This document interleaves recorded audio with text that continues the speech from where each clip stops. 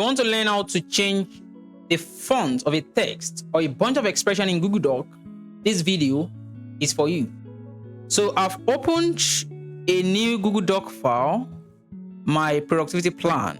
So the current font type of my weekly productivity plan, in fact, the whole of this text, all the text here is Times New Roman, as you can see.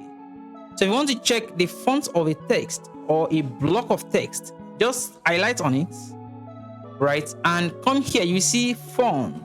Then click on the drop down. You see a lot of font, Times New Roman, Area, Playfair, etc.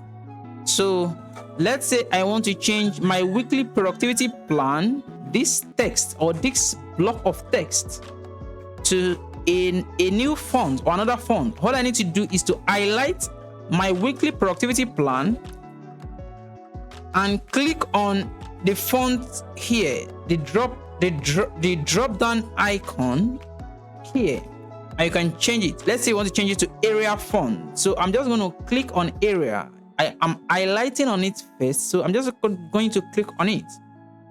As you can see, my weekly productivity plan has changed from Times New Roman to Area.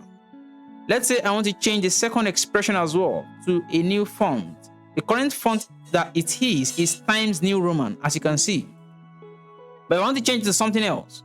All I need to do is to click on the whole expression first. Then I will now click on the drop down here, and I can change it to maybe Poppins or Montserrat, whatever font that I want. Poppins. Let's say I want to change it to Poppins. Then I'll click on Poppins, and I can select the hierarchy. Maybe I want it to be thin, extra light, light, and normal. But I would leave it as normal. And we've changed this to, to Poppins.